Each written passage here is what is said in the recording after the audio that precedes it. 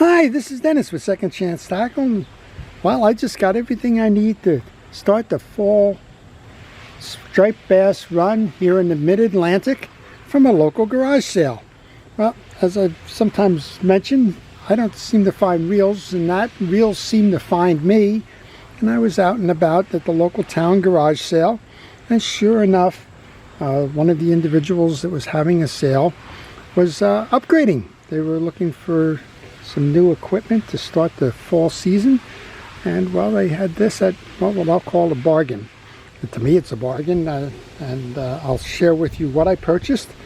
And I would say that the price of the rod and reel was probably the price of the Power Pro braid that was on it when bought new. It's a wonderful setup. We'll share that with you. And then I have a tackle bag with some lures that well, they're just made for the striped bass. So let's take a look at what I purchased, and well, we'll talk a little bit about each one of them. This is all rigged and ready to go.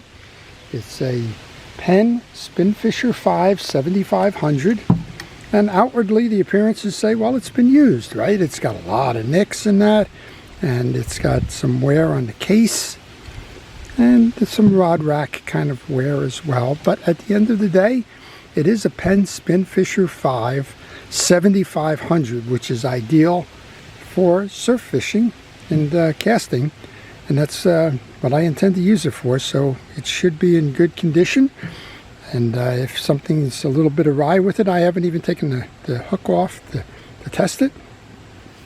But if something isn't quite right, I know a guy, right, who can put it back together again. I fully intend to service this reel before I take it fishing. That's always a good practice if you don't know the story behind the reel. If you're picking up a reel, let's say a flea market, or as I did here at a garage sale, or even used on eBay or whatever, if you don't know the history, why not just take a couple of minutes? You've seen the videos, maybe a half an hour. Clean the reel up, inspect the pieces and parts, test it, make sure that it's right. So, well, when you get out on the surf or wherever it is that you're taking the reel fishing, you're not disappointed to find out that something isn't working the way it should. And, well, you've just spent a trip down to your fishing grounds to be disappointed by the equipment. So I'm going to do that. We have a week or two, so we'll get that ready. And again, quite the interesting piece behind that. The rod itself is a Tikka rod. I think I just took my first piece here. It's Tikka. Tikka's out of Washington and the state, not DC. I like the Tikka products. They're pretty much rods now. They do have some reels. I've used the Tikka Cayman series from a bait casting standpoint for quite some time now. I like it a lot. Unfortunately, most of the stuff that you get today, well, it is what it is, right? And hard to find Tikka reels in the marketplace, but if you do find them, they are quality reels. And the Cayman does mimic an Abu Ambassador, if you will, in that kind of a setup. It's a round bait caster, great for surf fishing as well. I do like casting them from shore, and as I mentioned, I have the Cayman. Well, this is the Tikka TC2. It's a graphite blanked rod. It's a medium rod. It's 9 foot in length, which is great. Moderate to fast action, which means you're going to get good bend in the tip. That's ideal for setting the hooks. You need that kind of parabolic bend that's going to enable you to set hooks, and it's a medium to fast action kind of a rod. It has a nice cork grip on the base. It has the saltwater resistant graphite reel seats, and again, it's a graphite pole. And on the end of the pole here, I'm not quite sure we're going to be able to see it.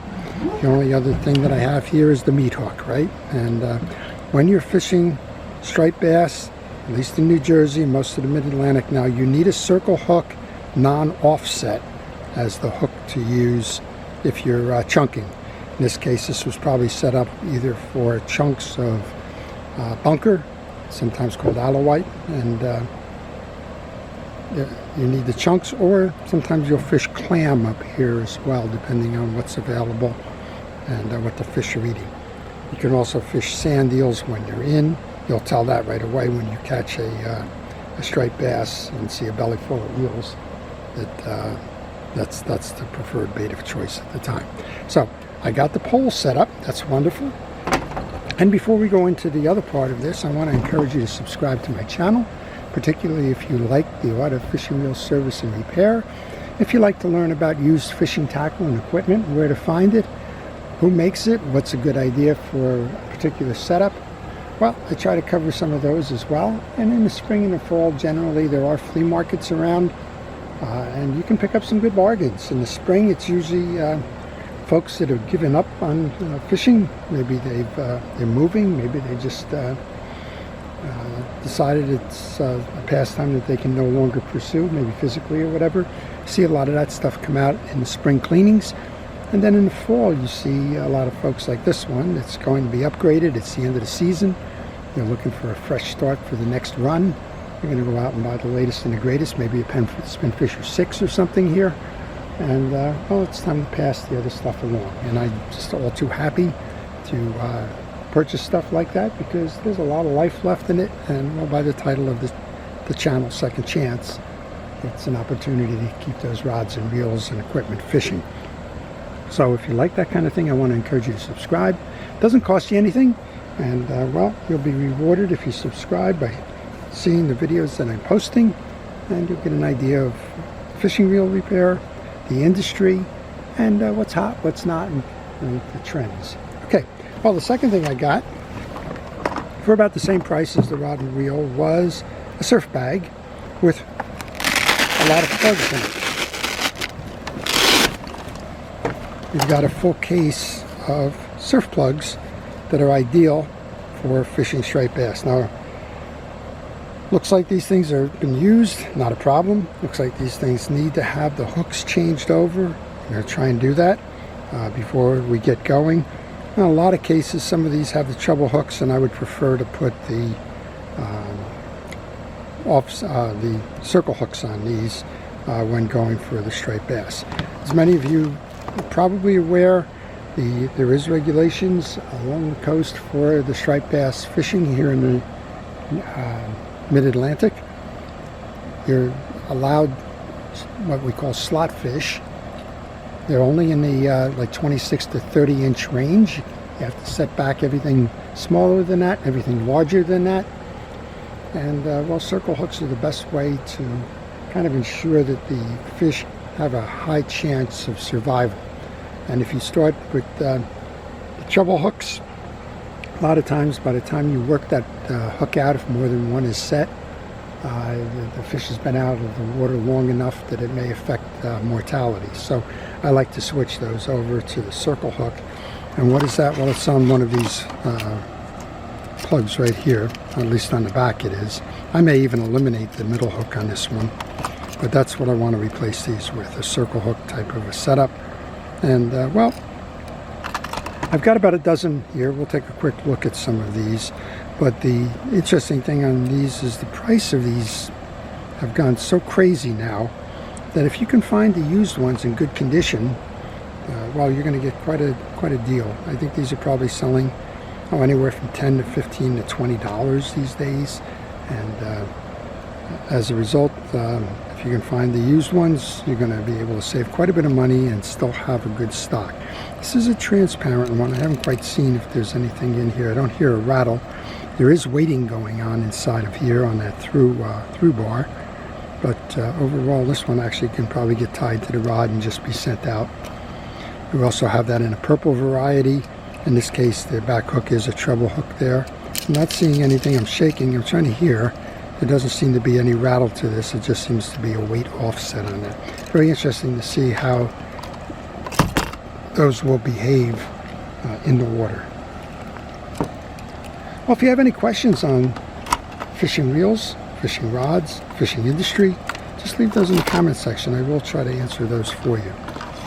Okay, we have a diver here, and not quite sure who makes this one. Sometimes you'll see him, sometimes you won't. The fellow that did have this bag told me that there's quite a few plugs in here that are custom plugs.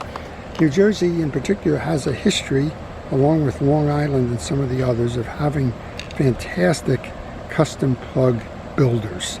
And we have a show down in the Asbury Park area in the spring where all of those custom lure makers come. And well, they're not cheap, but they are effective plugs. This one is not a custom plug. It's a plastic bodied plug with a diver and a fin back on it. I'm going to put all of these up on the pole, take them locally, see how those lures behave. There's another nice one. Little daughters. These will go deep. And underneath that, so let's keep counting now. That's 4. There's another one that's kind of a Rapala type of a swim bait. This one does have the ball bearings inside of it. That's 5. Big one here. So this is TA Smart Lure. This one's cracked. This one has no value to it. I don't think we can even use that. It's a wood lure, but it's broken. And well, we'll just set that on the side just to make sure we don't put that in our bag for later. Again, another one of the swim baits. Another one of our daughters. Most of these are big, and that's because 20 or 30 or 40 pound bass, well, they like to eat big. That one's stuck. We're going to have to figure that one out. There is a beautiful one as well. And most of the time these are going to imitate wounded fish. So obviously the striped bass and the bluefish, which often swim in the same packs, they're going to come up on a bunker group and they're just going to tear through it. They're not very particular, and they're pretty messy eaters. That's why you find the birds around them all the time.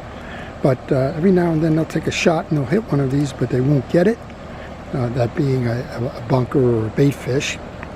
And so the fish it's wounded. It starts to wobble kind of. And well, that's what these are supposed to do. They're supposed to imitate the wounded fish and draw the followers in. A lot of times those of you that fish the Northeast know that the bluefish generally are on top of the striped bass. If you're trying to catch a striped bass, you usually have to go through those bluefish to get there. So well, good luck with that sometimes. Okay, here's a Daiwa. It's the Salt Pro Minnow 15. Again, you got the rattle in here. They're all going to imitate those bait fish. I've lost count. Here's 2 more. Here's another Salt Pro in the white. Here's another Salt Pro in the lime green striping. So we got 1, 2, 3, 4, 5, 6, 7, 8, 9, 10, 11, 12, and a clam knife. We'll count that one, I guess, for 13, even though I can't do anything with that one. So we got a dozen plugs here and a tackle bag for less than the cost of a spool of Power Pro braid. Well, what does that mean to me? It means that, well, I've got a surf sack ready to go. I got to change some hooks out on the plugs. I want to tune up that Spinfisher 5. I will just take a little light cleaning to the rod, but the rod is in excellent condition. And well, I got everything, like I said, that I need to do in order to hit the surf for the fall striped bass run in a week or 2. And all for less than, well, we're going to say 2 packs of Power Pro braid, 1 for the reel and 1 for the accompanying lures. Well, I hope you've enjoyed that. I hope you find the opportunity to get out and look around and check out yard sales and flea markets and maybe Facebook online and eBay and other places that sell used tackle. I would encourage you to do that. I would encourage you, again, find something that's specific. Just don't buy it on a whim. Say, okay, like I did, gee, I can use this in a week or 2. We can always refresh the plugs. Those plugs, as I mentioned, they're probably $10 to $20 a piece now. And, well, the whole bag, quite the value, right? And the same thing with the rod and the reel, way below what the combination would have cost new. So you can find the bargains out there, just beware. And generally my advice is have a purpose, have a reason that you're buying that. Just don't buy it to put it in a corner somewhere. Those tend to just fall into disuse, and before you know it, well, things like this may happen where you wind up getting a bag like this, and next thing you know, you got mold all over it and rusted hooks and the like. So just if you buy for the present, for the moment, Generally, you'll be more satisfied with what you purchased, and you'll be able to put it to good use. Well, I hope you've enjoyed that. Before I leave, I want to thank our first responders, our police, fire, safety, and rescue, everybody involved in keeping us out of harm's way. I do appreciate everything it is that you do and your dedication to task. I also want to thank you for watching, making this channel what it is, and helping me to understand what you would like to see in videos, so that if I have the knowledge, I can do the video and share that with all of our channel viewers. This is Dennis with Second Chance Tackle, wishing everybody a great day.